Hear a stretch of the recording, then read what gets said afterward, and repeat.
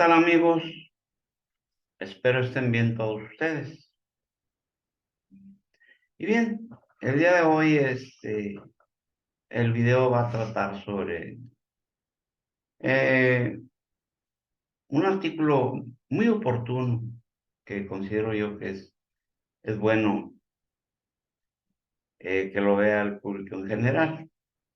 Es un reportaje que publicó la red Receu Voltaire, reportaje del señor Sergei Marchand y Terry Meissan. Y trata sobre que en el mundo entero se ve cada vez más medios de difusión, pero no hay un pluralismo entre ellos. Todos utilizan las mismas fuentes, o sea, la misma agencia de prensa que a su vez transmite una visión única de los hechos. Sin embargo, todos sabemos que un mismo hecho puede ser interpretado de diferentes maneras. En los años 80, la UNESCO ya hablaba del imperialismo informativo y esa manera de imponer una única percepción de los hechos, negando todo lo demás. Esa forma de dominación se manifestó o se manifiesta hoy a través de los news checkers. Para librarse de ese sistema no basta con crear nuevos medios de difusión. Eso solo puede resolverse creando nuevas agencias de prensa. De modo que después de la Segunda Guerra Mundial, el derecho internacional se constituyó como una idea de contrarrestar la propaganda de guerra. La resolución 110 de la Asamblea General de la ONU, adoptada el 3 de noviembre de 1947, y la resolución 381 del 17 de noviembre de 1950, ahí se establece, los legisladores en temas internacionales, o sea, los estados soberanos, estuvieron de acuerdo en que solo era posible luchar contra la guerra garantizando la libre circulación de las ideas. Es decir, eso se estableció en la resolución 819 del 11 de diciembre de 1954. Sin embargo, durante los últimos años ha podido verse un extraordinario retroceso que nos impide saber lo que piensan los demás, nos deja a la merced de la propaganda de guerra y, en definitiva, nos empuja a un conflicto mundial. Ese fenómeno comenzó con la censura privada ejercida en las redes sociales contra un presidente estadounidense, ya saben ustedes de quién se trata, quién lo censuraron, en funciones. Continuó después con la censura pública de los gobiernos ejercida en Occidente contra los medios rusos. Y en este momento, el acceso al pensamiento de los demás ya no se ve como una herramienta que debe evitar discusiones y guerras, sino como un veneno. Así que Estados Unidos se dota de órganos encargados de corregir o rectificar, diría yo, los Estados Unidos y otros países. Se dotan de órganos encargados de corregir o rectificar las informaciones que ellos tildan de falsas, es decir, lo que ellos le llaman las fake news, que no todas son, ¿eh? En este momento la OTAN se plantea la creación de una unidad que se denominará Information Ramsey y cuya misión ya no será censurar a las fuentes de información rusa, sino censurar todas las ideas rusas en los 30 países miembros de la Alianza del Atlántico, la OTAN. Eso marca una inversión total de los valores de la Alianza Atlántica, fundada en base a la Carta del Atlántico, documento que incluía las cuatro libertades del presidente Franklin Delano Roosevelt. Y la primera de esas libertades era ni más ni menos que la libertad de expresión. Ante la aparición del Internet, cuando Estados Unidos y la Unión Soviética acababan de garantizar la libre circulación de las ideas, con los acuerdos de Helsinki, las Naciones Unidas y más particularmente la UNESCO expresaban inquietudes ante un imperialismo informativo, ya que la superioridad técnica de las potencias occidentales les permitían imponer su visión de los hechos a los países en vías de desarrollo. En 1976, en la conferencia de Nairobi, la ONU planteaba la cuestión del funcionamiento de los medios en relación con el fortalecimiento de la paz y de la comprensión internacional de la promoción de los derechos humanos y de la lucha contra el racismo y el apartheid y la incitación a la guerra. El exministro irlandés de Exteriores y Premio Nobel de la Paz, Sean McBride, había creado en el seno de la UNESCO una comisión de 16 personalidades. En aquella comisión estaban ni más ni menos el francés Hubert Bill-Mary, fundador del diario Le Monde, ni más ni menos.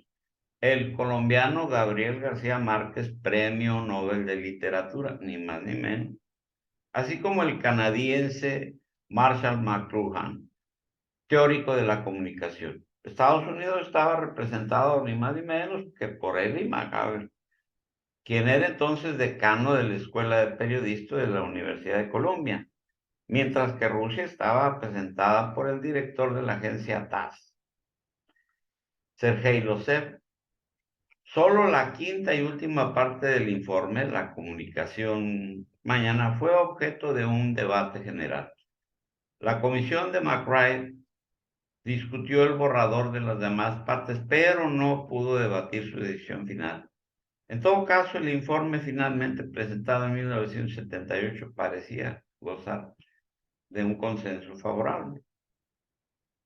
Al subrayar que los mismos hechos pueden dar lugar a percepciones diferentes y al poner sobre la mesa la cuestión de los medios de los países del norte y los países del sur, aquel informe abrió la caja de Pandora. En aquel momento la UNESCO se veía confrontada a las propagandas del régimen sudafricano del apartheid. Les voy a referir qué fue el régimen sudafricano del apartheid. La separación de la raza, que aunque había una mayoría de población negra, vivían detrás en guetos, apartados totalmente de la población blanca, ¿verdad? Habiendo una negación del apartheid y a la propaganda negacionista de Israel contra las culturas musulmanas y cristianas. ¿Qué sucedió entonces? Estados Unidos y el Reino Unido cerraron el debate, retirándose de la UNESCO. Ya sabemos que el Imperio Británico había garantizado su dominación en el plano intelectual mediante la creación de agencias de prensa. El gobierno británico cerró el Information Research Department justo antes de la publicación del informe McBride. Pero la guerra contra Siria demostró que en aquel dispositivo se reconstituyó por completo bajo otra forma. Hoy en día Occidente sigue falsificando la información desde la fuente. Desde la mismísima fuente ya mucha información viene falsificada. En 40 años se ha visto una transformación del paisaje mediático. Han aparecido televisoras internacionales de información continua, sitios web informativos y las llamadas redes sociales. Al mismo tiempo se ha producido una gigantesca concentración de los medios en manos de un puñito de propietarios. Pero no se ha resuelto ninguno de los problemas señalados en 1978. Al contrario, el mundo unipolar los ha agravado. El trabajo periodístico periodístico consiste hoy sobre todo en redactar despachos de las agencias o en contextualizar esos despachos para los medios que los publican. Las agencias de prensa reportan sin precisar las fuentes, mientras que los medios proponen comentarios y análisis refiriéndose a lo que le reportan las agencias como verdadero todo, así sea falso. De modo que pues realmente para contextualizar se exige amplios conocimientos históricos, económicos, etcétera. Conocimientos que la enorme mayoría de los periodistas no los tienen. Muchos de ellos dan pena porque no conocen la O ni por lo redondo.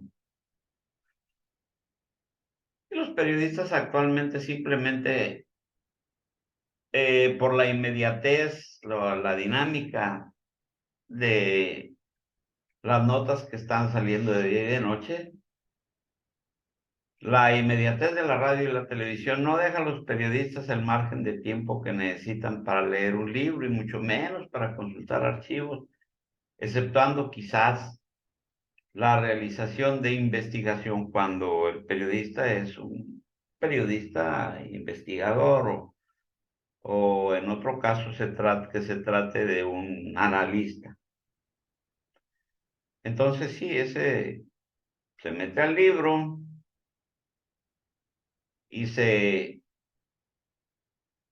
pone a investigar de diferentes fuentes, no nada más las fuentes occidentales. Y si no se hace ese análisis, hay un empobrecimiento considerable de la información. Muchos periodistas nada más llegan, se sientan ante el micrófono, les ponen su teleprompter, su chicharito, su audífono, o como usted lo quiera llamar, y se ponen a recitar como pericos lo que le está dictando por allá el que redactó la nota. La ideología dominante en Occidente, que tiende a convertirse en global, ha pasado a ser más bien una religión sin Dios. Ya solo se habla de dos bandos, el del bien y el del mal, el de los apóstatas. La verdad se determina por consenso, pero un consenso en el que solo intervienen las élites, mientras que el pueblo lo rechaza. Toda crítica es considerada blasfematoria. Ya no hay espacio para el debate, ya no hay espacio, por ende, tampoco hay espacio para la democracia. Así, si usted da una nota a favor de Rusia, digamos, o de Irán, ya es usted pro-iraní, ya es usted, pasa al bando de los malos. Si usted da una nota que siente el Estado de Israel, que le está afectando de cierta manera, inmediatamente usted pasa a ser un antisionista, aun cuando no lo sea. La prensa alternativa está adoleciendo de la misma pobreza, dado el hecho de que también se basa en los mismos que utilizan los medios internacionales, los despachos de las agencias de prensa, para imponer al mundo una visión de los hechos. Solo hay que controlar las agencias, la agencia France Press, Associated Press, o sea, la AP, Reuters, y en el mejor de los casos, Deutsche Welle, y así que todo el mundo se sirve de esas agencias. Lo que nos sirve es esas agencias de prensa pueden acomodarse con la salsa de cualquier tendencia republicana o demócrata, pero el plato sigue siendo el mismo. Es decir, le dan una nota y usted le puede dar un enfoque de un lado o del otro, pero la nota, así sea falsa, sigue siendo la misma. Y desde los atentados del 11 de septiembre de 2001, cualquiera que ponga en duda la versión oficial de aquellos acontecimientos se verá automáticamente calificado de complotista o conspiracionista y de otras cosas. Desde la elección de Donald Trump, quienes cuestionan lo que publican las agencias de prensa son acusados de deformar la realidad y de inventar fake news, o sea, noticias falsas. Los periodistas que ya se prohibieron a sí mismos hacer referencia a lo que dicen o escriben los complotistas, que en realidad son disidentes o que se dedican a corregir las fake news en larguísimos check news. Es decir, cualquier persona que eh, se ponga a investigar realmente todas las fuentes y que sea un disidente de lo que puso Associated Press, Reuters y esas agencias informativas, cualquiera que ponga en duda una nota ya es un complotista, bueno, un sinfín de adjetivos que le pones, y sin embargo, pues no es más que un periodista de investigación o un analista. Y mientras tanto se ha desplomado la confianza de la gente en lo que divulgan los grandes medios en Estados Unidos. El Instituto Gallup ha publicado una evaluación sobre el nivel de confiabilidad que el público concede a la prensa escrita desde 1973 a la prensa audiovisual, quiero decir, desde 1993. La confianza del público en los periódicos cayó del 51% al 16%. Y su confianza en lo que transmite la radio y la televisión se desplomó del 46 al 11%. La única solución sería una multiplicación de las agencias, o sea, multiplicar las fuentes de información. Pero no se trata de que más allá de las agencias de prensa, sino de que sean más diversas. Solo entonces se verá que la manera de enfocar es un hecho determinado, mientras una manera de interpretarlo. Es decir, que la manera de enfocar va a ser uno y la manera de interpretarlo pues va a ser otro. Por ejemplo, en este momento las tres agencias de prensa mencionadas no presentan lo que sucede en Ucrania como una invasión o nos presentan lo que sucede en Ucrania como una invasión rusa. Aseguran que Moscú no logró tomar Kiev ni derrocar al presidente Zelensky y que cometen crímenes de guerra todos los días. Es una manera de ver las cosas. Por lo contrario, no tenemos las posibilidades de publicar despachos constantes, pero se entera uno a través de boletines y de otras agencias informativas. Y nuestro criterio es diferente. Nosotros no usamos como referencia las reglas occidentales. Nuestra referencia es el derecho internacional. Y a la luz del derecho internacional al mismo, vemos el mismo conflicto como la aplicación de la resolución 2202 del Consejo de Seguridad de la ONU y de la responsabilidad de proteger a las poblaciones oprimidas desde 2014. Es decir, con referencia a lo que la guerra que se está llevando en el Donbass, que viene desde el 2014 y que, pues, oh Dios, nunca vieron que se estaba atacando a la población civil y la responsabilidad de proteger a la población oprimida desde 2014 se lo tomó Rusia. Como puede verse, los hechos son los mismos, pero la manera de describirlos en Occidente lleva a ver a los rusos como los culpables, mientras que nuestra visión implica que la posición de los rusos es legal. En realidad todavía hay otra diferencia. Nosotros interpretamos los hechos dentro de todo un contexto que tiene en cuenta muchos otros hechos que han marcado un lapso de tiempo muy largo para nosotros y para el Consejo de Seguridad de la ONU. En Ucrania hay una guerra civil desde hace 8 años y esa guerra ya había dejado 20,000 muertos, pero las tres grandes agencias de prensa fingen no saberlo. Para nosotros los nacionalistas integristas, es decir, los nazis ucranianos, ya acumulaban un largo historial criminal que costó la vida a 4 millones de sus conciudadanos. Otro hecho de las agencias occidentales fingen no conocer.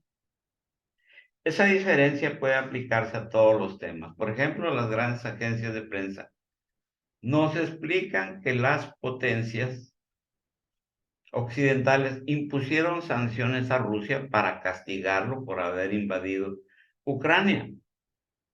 Nosotros no leemos los acontecimientos de esa manera, usando siempre como referencia las reglas occidentales, sino el derecho internacional. Nosotros observamos que las sanciones de los anglosajones y la Unión Europea violan la Carta de las Naciones Unidas. No son sanciones propiamente dichas, ya que son el resultado de un juicio. En realidad son armas económicas utilizadas en una guerra contra Rusia, como antes cuando un ejército sitiaba una ciudad, un castillo, un fuerte, para rendirlos por hambre, cosa que pues les ha salido al revés la cuestión. Cada diferencia en la interpretación de los acontecimientos trae una nueva. Por ejemplo, cuando señalamos que las supuestas sanciones occidentales no cuentan con el aval del Consejo de Seguridad de la ONU, nos responden que eso es normal porque Rusia tiene derecho de veto en el órgano de las Naciones Unidas. Pero quien da esa respuesta pasa por alto la razón que justifica el derecho al veto otorgado a los miembros permanentes del Consejo de Seguridad. El objetivo del Consejo no es determinar el bien, sino evitar las guerras. Así los países occidentales y la Unión Europea pues, se pasan por alto el, el veto que puede dar, en este caso Rusia y se pasan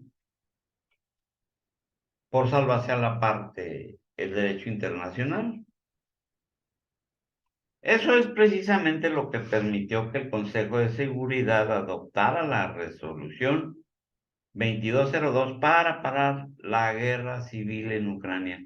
Sin embargo, las potencias occidentales representadas en el compromiso contraído por Alemania y Francia no actuaron para imponer la aplicación de la resolución y Rusia se vio obligada a hacerlo sola.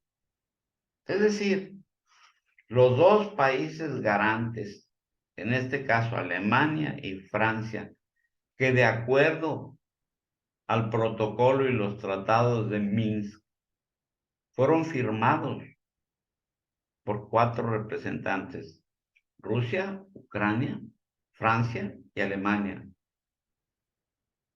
Y después, en 2015, se firmó otro protocolo que se le llamó el Cuarteto de Normandía, en el cual todas las naciones firmantes se obligaban a ser garantes de imponer la paz. ¿Quién actuó para tratar de imponer nada más Rusia? ¿Alemania? No. Vio, al igual que Francia, cómo estaba Ucrania violando sistemáticamente y diariamente la resolución del Consejo de Seguridad de las Naciones Unidas, el cual ellos estaban obligados puesto que firmaron en Minsk y firmaron en Normandía.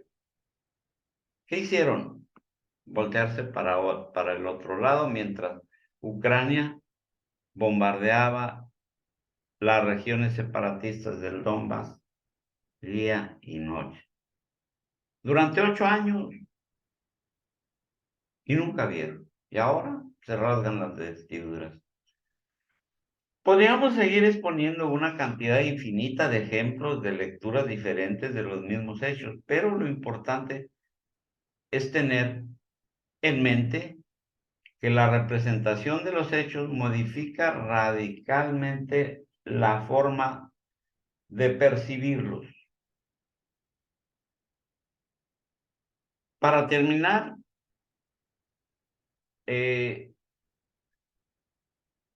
sería bueno lanzar una llamada a la Fundación de Agencias de Prensa capaces de concebir su propia visión de los hechos, en vez de limitarse a repetir constantemente la de los dirigentes. Solo así lograremos volver a la lucidez, puesto que hay una tremenda censura.